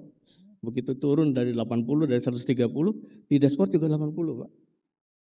Jadi kita agak memelankan mobil, 500 meter turun lagi 50, turun lagi 50. Nah ini semua Bapak Ibu mungkin pengalaman saya yang sempat terjebak di dalam sebuah kemacetan panjang, namun alhamdulillah saya tidak terlibat di dalam medan perang yang di depan saya sekian ratus meter itu. Nah, ini merupakan ya menurut saya kejadian yang tidak perlu terulang lagi. Yang kalau informasinya di Cipularang itu kan sudah sering banget. Dan di tol-tol lain kita di tol Semarang itu juga pernah ya. Itu juga sangat besar kecelakaannya. Jadi menurut saya marilah dengan buku ini kita kaitkan alhamdulillah ini dengan hubungannya kepada ilahiyah. Alhamdulillah segala sesuatu itu memang harus kita hubungkan dengan Al-Quran. Kalau kita menjaga keselamatan tentunya kita sudah memenuhi kewajiban-kewajiban kita sebagai umat muslim sesuai dengan Al-Quran. Mungkin itu dari saya, terima kasih. Assalamualaikum warahmatullahi wabarakatuh. Waalaikumsalam warahmatullahi wabarakatuh. Terima kasih Pak Eri untuk tanggapannya. Berikutnya dengan Pak Tori Darmantoro, STMSC MPPM, panjang nih Pak ya. Ini Pak Tori sebagai Ketua Umum Masyarakat Transportasi Indonesia yang tentunya mungkin mewakili kami nih ya sebagai pengguna, penikmat transportasi yang ada. Mungkin bisa dikasih kacamata barunya. Mungkin kita agak lebih ngebut sedikit Pak ya Pak Tori ya. Karena kebagian ke belakang. Ya, Silakan Pak Tori. ya. Bismillahirrahmanirrahim. Assalamualaikum warahmatullahi wabarakatuh. Pertama-tama saya ucapkan terima kasih dan selamat ya untuk Mas Haris dan Pak Arifin untuk menulis ini. Ini soalnya ada Kang Yayat, jadi saya harus membacakan kepanjangan dari Ilahiyah. Ilahiyah adalah ingin lebih aman, harus amanah. Ya, jadi buku ini seperti yang disampaikan oleh Mas Yusa di dalam komentar di sini, ini memang yang sudah ditunggu-tunggu oleh masyarakat kita. Jadi apa yang ditampilkan di sini adalah bagaimana Mas Haris dan Pak Arifin itu membaca ayat-ayat kauniyah. Ya, apa yang kita lihat kemudian kita menjadikan pengingat bagi kita apa yang sudah difirmankan oleh Allah di dalam Al-Qur'an. Nah, ini menjadi pengingat ya. Jadi dulu kalau saya ngobrol-ngobrol sama Pak Rizal itu, kalau belum tahu kan nggak dosa Mas Tori gitu kan. Nah, ini sudah dijelaskan semua Pak di sini Pak. Jadi kalau nggak dijalankan dosa semua ini nanti. Nah, ini juga menjadi pengingat ya bagi kita, tidak hanya para pejabat-pejabat yang hadir di sini, juga dosen yang penting, punya peran penting di sekolah ini, dan juga mungkin adik-adik lihat ini, para pejabat yang ada di depan ini hampir 90% adalah lulusan STTD. Tepuk tangan dulu dong. Nah, jadi buku ini tuh sudah mengingatkan bahwa kerjaan kita di transportasi itu tidak bisa dilepaskan dari ayat-ayat suci. Begitu. Jadi memang harus amanah dengan ini. Dan kelihatannya Mas Haris dan ini Pak Arifin ini doanya sudah terkabul. 17 kali sehari kan selalu ngomong sirotol mustaqim kan. Nah, ini sudah ketemu nih sirotol mustaqim. Ya, ini menjadi petunjuk adalah jalannya orang-orang yang diberi petunjuk. Nah, ini petunjuknya ini gitu. Diulas, makanya nanti kalau misalnya mau diteruskan 9 buku, wah alhamdulillah sekali. Sehingga MTI, kami dari masyarakat berbangga hati ya bisa bekerja sama dengan IKAL, STTD, BPSDM, dan kemudian Inkindo menyelenggarakan acara ini. Karena ini adalah tonggak Mas, ini tonggak di mana kita berharap, nah ini saya pesan ke Ustadz Arifin nih, kalau bisa yang kayak gini ini nggak cuma transport Pak, pajak ya, nah, Pertamina, nah itu kalau bisa itu energi gitu kan, itu nanti bisa ketahuan gitu dan semuanya. Jadi kalau sudah tahu kan nggak dilakukan salah kan, dosa orang Jawa itu. Nah ini karena udah dijelaskan ini, saya rasa dan itu bisa menjadi niche ya untuk Pak Arifin sebagai Ustadz untuk kemudian mengaktualkan. Jadi tidak hanya surga dan neraka Pak, itu biar Ahmad Dhani aja lah kalau surga dan neraka. Itu. Tapi Bapak bisa menaikkan ini. Nah ini yang saya sangat menarik, dan kemudian Mas Haris kalau diizinkan, karena ini tuh tonggak ya, kalau diizinkan MTI menerjemahkan dalam bahasa Inggris. Luar biasa ya. Jadi nanti ada buku tulisan lulusan STTD yang kemudian bisa dibaca oleh semua orang di seluruh dunia gitu. Itu. Nah, saya Pak Direktur, saya minta tolong, kemarin kan sudah ada yang magang tuh 15 orang. Saya minta 2 orang untuk bantuin MTI terjemahan ini, Pak. Boleh ya, Pak ya? Ya. Ya, baik. Jadi kembali ke pertanyaan Mas moderator, pertama alhamdulillah ada buku ini, masyarakat sangat senang. Karena kalau misalnya nanti ada pemegang kebijakan atau pelaksana aturan itu yang ngeyel, ini tinggal dikasihkan buku ini gitu kan. Ada ilahiyahnya ya. Iya, nah nggak bisa gitu. Kalau bisa, kalau ngeyel ada Pak Arifin langsung muncul. Iya, Kalau tadi Pak Bagio bilang polisinya nanti dulu kan, jalan udara gitu kan. Nah Pak Arifin yang ke polisi, bahwa ini. Ditantang ini Pak Ustadz. Iya. Nah itu ya pertama alhamdulillah, yang kedua ini memang menjadi pengingat untuk kita semua ya bahwa apa yang kita lihat, apa yang kita urusin, apa yang kita kerjakan, apa yang kita malam-malam ini biasanya tuh pagi-pagi jam 3, jam 4 itu Mas Bram tuh ngirim pertanyaan-pertanyaan saya dari BKT itu adalah yang sangat-sangat relevan ya, sangat-sangat relevan dengan pengamalan dari apa yang kita dapatkan di dalam firman-firman Tuhan. Nah itu saya ucapkan selamat kepada Mas Haris dan Pak Arifin dan juga kepada STTD ya karena menjadi tempat bersejarah untuk pendidikan dan terima kasih juga saya ucapkan untuk semua pejabat-pejabat yang hadir di sini, Pak Dirjen Darat, Pak Dirjen di Kereta Api, Pak Dirjen Intermoda, dan juga teman-teman semua yang tidak bisa sebutkan satu-satu. Terima kasih Mas. Baik, terima kasih banyak Pak Tori untuk ditantang nih Pak Haris, ditantang ya Pak ya, siap. Begitu juga Pak Ustadz juga ditantang, siap menerima tantangan ini ya. Baik, mungkin karena waktu kita lumayan jepit nih ya waktunya, saya langsung buka pertanyaan nih. Tadi saya sebenarnya mau buka antara pembahasan penulis ngobrol dulu nih, tapi mohon maaf ini saya langsung ke floor aja. Saya buka untuk 2 pertanyaan pertama. Silahkan Bapak Ibu ada yang mungkin ingin menanyakan mengenai, di sebelah sana Mas ya, ada satu penanya, satu orang lagi mungkin, ada Ibu. Saya pertama ke Mas dulu, silakan Mas sebutkan nama, kemudian juga dari instansi mana.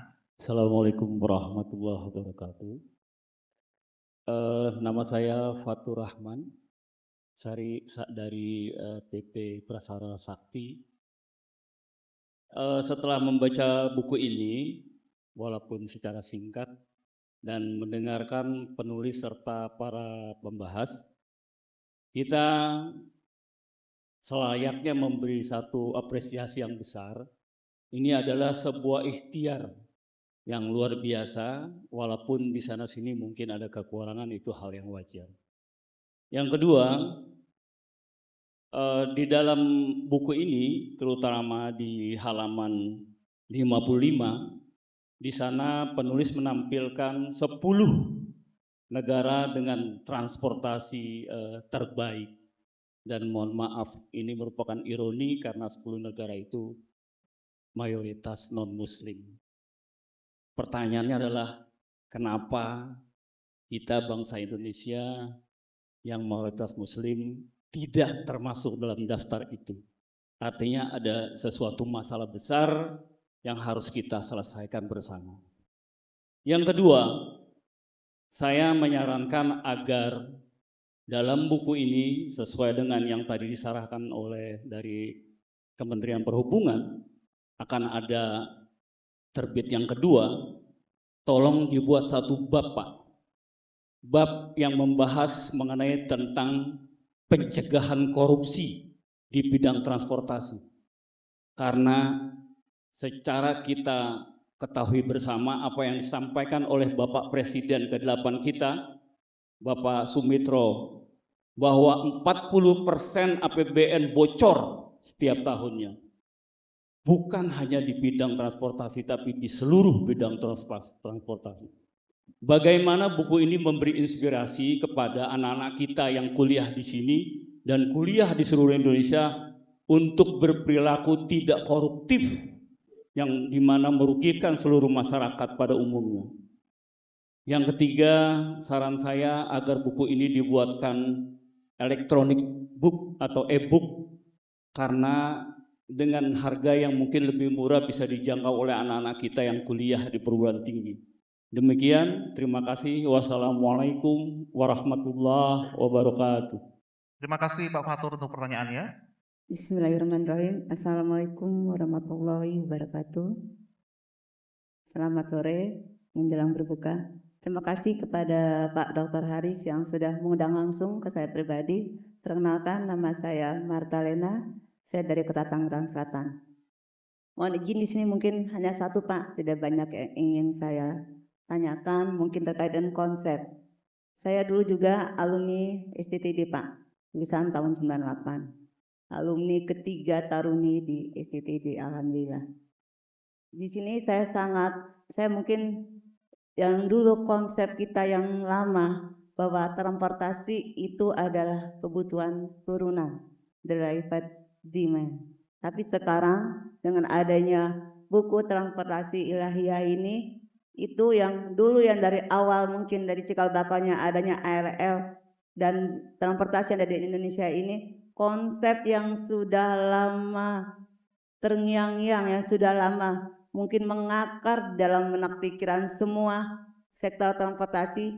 Bagaimana kita bisa merubah konsep yang hanya transportasi sebagai kebutuhan turunan itu bisa menjadi konsep transportasi sebagai kebutuhan mendasar dalam semua aspek kehidupan. The all demand need transportation. Itu yang ingin saya tanyakan. Rangka apa saja yang saya tadi kan katakan pejabat sekarang harus bertanggung jawab nih. Sudah adanya konsep ini tadi katakan oleh Pak Tori. Mohon izin Pak Tori terkait dengan bahwa kita harus mempertanggungjawabkan amanah kita ya. Dengan adanya ini tadi disampaikan juga banyak yang sangat-sangat simpatik, banyak yang sangat-sangat inovatif dan ingin lagi ingin menjadi buku ini lebih dalam lagi. Tadi ada sementara 9 buku yang akan dikeluarkan. Izin kami menunggu Pak, dari daerah juga ingin mengharapkan nanti ingin menjadi salah satu pembelajaran kami, salah satu ilmu kami ke depannya, dan juga mungkin ini bisa membuka semua wawasan kita di sini, tidak hanya pejabat, tidak hanya teknokrati, tapi ya semuanya. Tadi yang disampaikan oleh Pak Tori juga bahwa solusi permasalahan transportasi tidak hanya secara teknokratik, tapi juga dari ilmu ketuhanan dan lain sebagainya.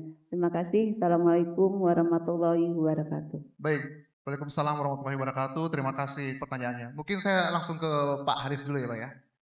Untuk pertanyaan yang pertama dari Pak Fatur bahwa kenapa nih Indonesia nggak ada dalam daftar itu nih Pak? Iya Pak, terima kasih atas pertanyaannya. Jadi justru tadi disampaikan oleh Pak Subagio, buku ini menggugat kelihatannya. Menggugat ke siapa? Ya, ini penulis saya dengan Pak Arifin Nugroho ini kebetulan Bapak-bapak sekalian. Saya dengan beliau ini ketemu setiap bulan sekali Pak, karena saya juga ketua DKM Pak. Jadi ada teman-teman saya di sana di DKM Masjid Al Barokah. Salam tangan untuk teman-teman Masjid Al Barokah. Ya, jadi ini bukunya menggugat sebetulnya, tapi dengan cara halus. Kalau saya sampaikan hanya dengan teori, fakta, dan solusi, saya takut dibilang keminter. Tapi kalau saya gandeng Pak Ustadz Arifin Nugroho, ini loh ada dasarnya. Nah ini yang kita harus juga ya berpikir. Nah oleh karena itu, 9 bagian dalam buku ini nanti akan jadi buku masing-masing. Jadi ada buku yang pertama tadi mengenai urusan penempatan urusan transportasi menjadi urusan wajib pelayanan dasar. Itu Pak Kepala BKT sudah siap untuk berkolaborasi karena background beliau pemerintahan. Jadi itu insya Allah nanti akan kita tulis juga termasuk 9 bab atau 9 bagian yang lain. Nanti lebih kepada detail, lebih kepada desain dan yang lain-lain kita harus mengapain. Lalu kemudian yang pertanyaan Mbak Marta, ya tadi saya bilang bahwa dari sini dulu kita dapat teori transport as a derived demand. Tapi dari sini pula saya akan sampaikan bahwa all demand need transportation. Dan itu supaya kita tahu semua bahwa semua kehidupan itu perlu transportasi dan transportasi layak menjadi urusan wajib pelayanan dasar. Sehingga dalam rezim penganggaran tidak menjadi cuma di bawah 5%. Tapi bagaimana tadi inflasi ditunjukkan bahwa rezim penganggaran ketika transportasi sudah menjadi urusan wajib pelayanan dasar, maka ini akan menjadi sangat penting dan dipertimbangkan oleh pemerintah. Demikian mungkin Mas Toba. Oke, terima kasih Pak Haris. Nah untuk pertanyaan selanjutnya dari Pak Fatur tadi, bagaimana ini Ustadz? Tentang pencegahan korupsi di bidang transportasi ini. Iya, kalau saya melihatnya mungkin nanti bisa diletakkan di 9 poin itu, karena kemungkinan korupsi itu bukan hanya di satu poin, tapi kita bikin ke-9 itu bagaimana nanti mengingatkan juga, karena dalam setiap 9 poin itu kan akan ada kemungkinan-kemungkinan itu terjadi. Ya, setiap satu bab mungkin begitu. Sebab kalau kita lihat memang itulah dia yang ada di tengah masyarakat kita. Saya berterima kasih sekali karena itu yang memang belum kita masukkan juga ya. Kita hanya sekedar melihat pada esensi dari 9 poin itu mungkin sebagai bentuk peringatan dan teguran, insya Allah di jilid berikutnya kita akan sertakan. Siap, terima kasih. Baik, mungkin karena waktu semakin mepet ya, saya buka cuma satu orang lagi penanya. Baik, silakan. Baik, terima kasih atas waktunya. Assalamualaikum warahmatullahi wabarakatuh. Selamat sore dan salam sejahtera bagi kita semua. Saya Ahmad Wildan dari KNKT dan saya juga alumni di sini. Justru ini sangat mengapresiasi dan menimbulkan ide baru nih Pak Haris. Jadi dinamika ilmu transportasi ini kan udah meluas. Dan sebenarnya kita butuh semacam practice guidance ya. Jadi di sini kalau bisa nih, ini Pak Haris udah mempelopori. Kalau bisa STTD ini menghimpun para alumninya yang sudah bekerja di lintas semua sektor.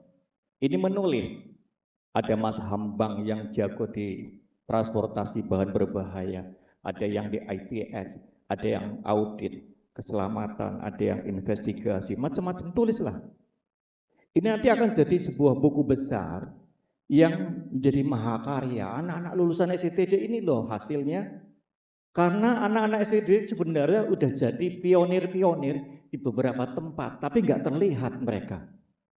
Lah mereka suruh nulis buku, ilmunya diturunkan, kemudian ditaruh di perpustakaan dan bisa jadi literasi, bisa digunakan oleh teman-teman yang lain, ITB dan sebagainya. Namun yang jelas hari ini saya sangat mengapresiasi Pak Haris. Demikian, terima kasih. Wassalamualaikum.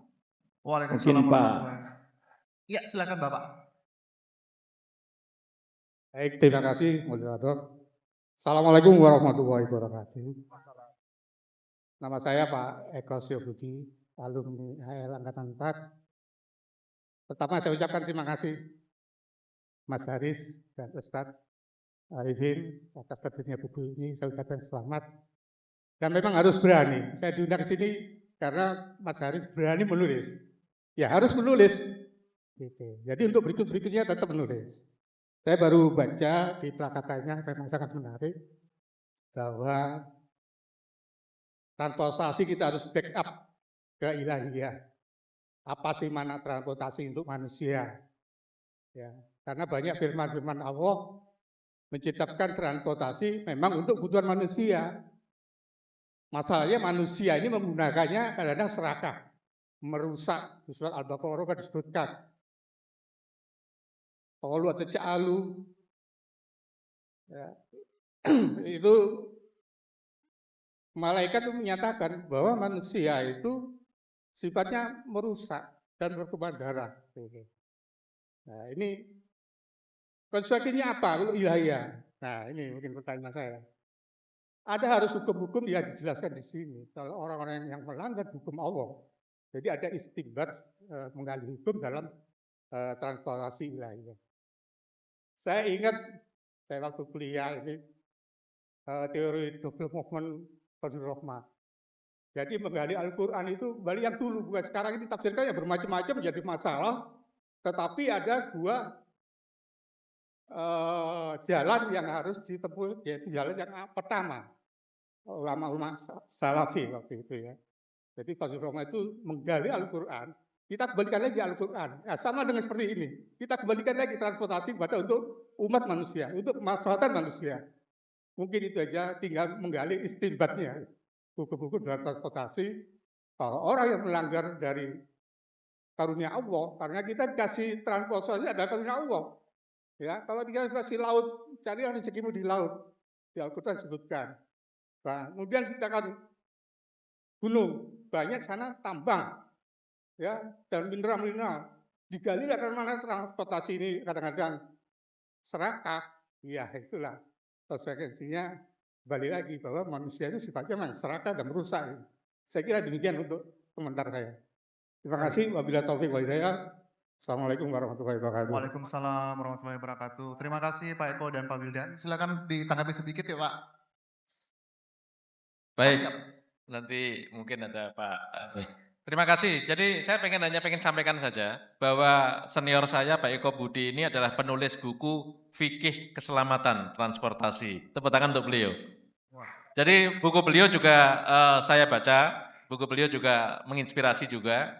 Jadi terima kasih Pak Eko datang langsung dan tentunya kita berkolaborasi untuk menulis dan walaupun tadi dikatakan Pak Subagio menggugat untuk ke arah yang lebih baik. Jadi transportasi berketuhanan untuk transportasi Indonesia yang lebih baik. Silakan Bapak. Ya, saya tergelitik tadi. 10 kota kok semuanya negara non-muslim ya. Saran saya Pak, mari kita kembali ke Al-Quran, kita pelajari untuk menemukan ilmu. Insya Allah kalau itu sudah, mungkin 10 tahun ke depan Indonesia salah satu kotanya akan masuk di 10 tadi Pak. Amin ya robbal alamin. Saya kira itu aja. Baik, terima kasih banyak untuk tanggapannya kepada juga para penulis. Tapi saya di YouTube ini kita masih ada 300 yang bertahan ya Pak ya. Jadi teman-teman Sobat Obrigado yang masih ada di YouTube, jangan lupa di subscribe YouTube kita, Obrigado Podcast. Dan Pak Haris ini sepertinya putra-putrinya ada juga nih di YouTube saya ngelihat. Kebetulan putra-putri beliau ini lagi berkuliah di Melbourne. Tim multimedia gimana? Bisa kita sambungkan? Oke, sip. Coba kita sambungkan dulu. Mbak Alsa dan Mas Alif ya. Firstly, kita mau congratulate, mau kasih selamat ke Papa dan Bapak Harifin buat the new book, Picking Up the Box Novelist, dan reaching the milestone juga. Semoga bukunya bisa jadi kacamata baru untuk pakar-pakar konsultasi dan calon pakar-pakar konsultasi yang ada di anak SPD, terus kami berdua juga, terus ya sama banyak orang lain juga. I personally really enjoy the book, terus kayak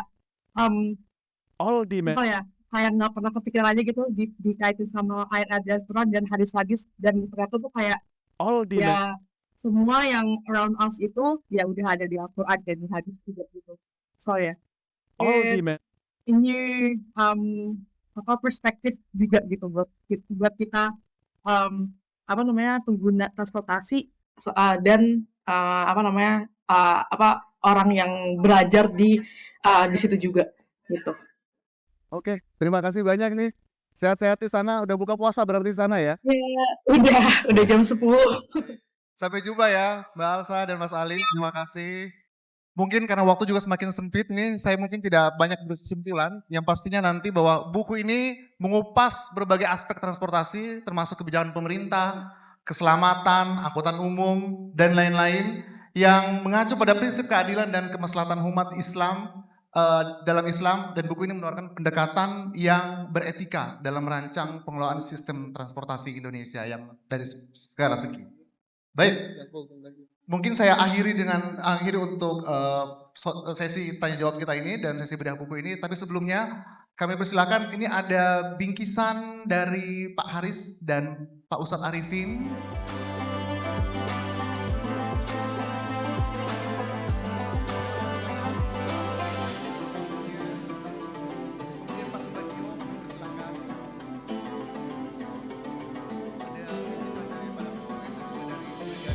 Kita cukupkan sampai di sini bedah buku dan launching transportasi ilahiyah. Bagi teman-teman yang berada di YouTube di channel Obrigado, terima kasih banyak untuk waktunya. Sampai ketemu lagi kita di episode mendatang. Tentu saja masih tetap di podcast Obrigado dan bahasan-bahasan transportasi lainnya. Saya akhiri. Wassalamualaikum warahmatullahi wabarakatuh.